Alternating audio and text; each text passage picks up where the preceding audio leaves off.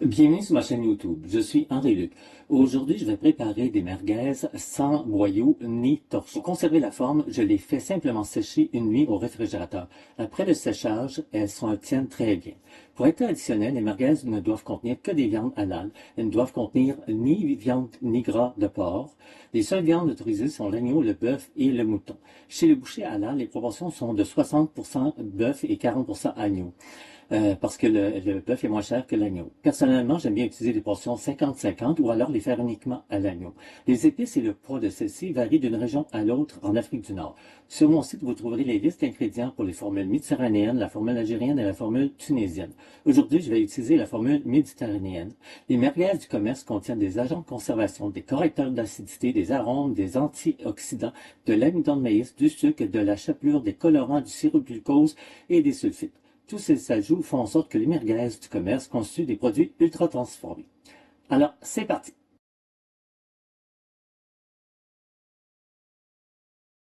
Dans mon bol, j'ai 25 g d'huile d'olive. On va ajouter 10 g de pâte harissa, 5 g de sel,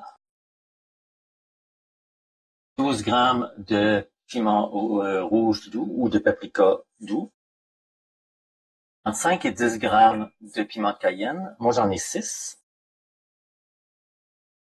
2,5 g de cumin, 1 g d'ail en poudre.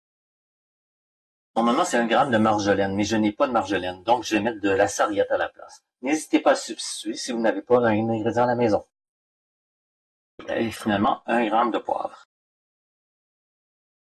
Alors, on mélange. Aujourd'hui, je fais avec 500 g d'agneau, simplement. Alors, je vais mettre l'agneau.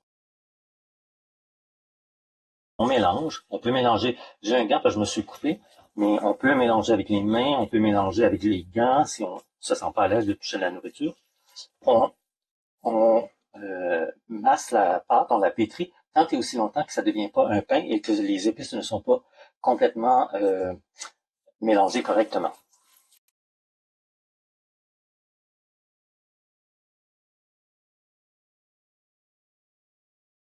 On voit que ça devient plus mélangé.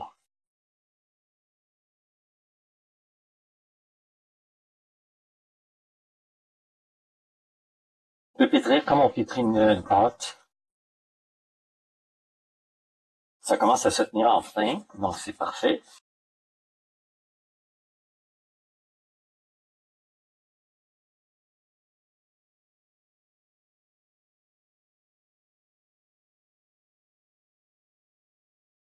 C'est assez bien réparti.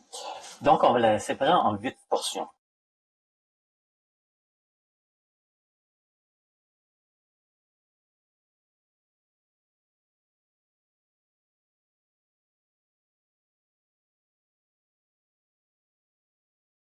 Un, 2, 3, 4, 5, 6, 7, 8.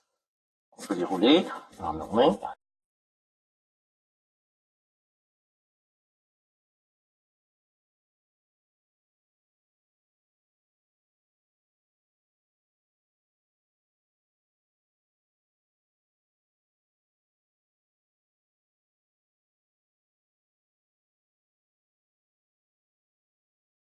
Je vais les mettre au réfrigérateur une quinzaine de minutes. J'ai huilé la planche et ensuite j'ai passé un essuie-tout pour enlever le surplus d'huile. Donc c'est à peine pour que ça glisse.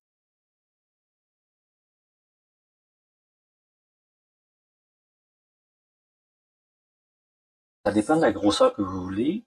Moi, je veux que ça rentre écrit là-dedans. Donc, c'est à peu près la grandeur que je veux. Donc, je vais en refaire une autre. Si vous ne mettez pas d'huile au départ, ça va coller. Si vous en laissez trop, ça ne roulera pas. Je vais continuer de façonner les autres. Voici mes 8 merguez. Je vais les mettre à sécher dans le frigo. Moi, je vais les mettre dans la partie la plus froide parce que je veux les conserver. Si on veut les mettre dans la partie la plus chaude, dans certains réfrigérateurs, depuis qu'il y a plus de grilles, c'est des vitres, ça laisse moins passer l'air, donc c'est plus chaud. C'était ma recette de saucisse merguez sans boyau. J'espère qu'elle vous a plu. Je vous invite personnellement à l'essayer. Vous ne serez pas déçus. L'essayer, c'est l'adopter. Si vous avez aimé cette vidéo, vous pouvez cliquer sur le pouce levé. N'hésitez pas à me laisser un commentaire dans votre langue. N'hésitez pas à vous abonner à ma chaîne. Au plaisir de vous revoir bientôt pour une nouvelle vidéo.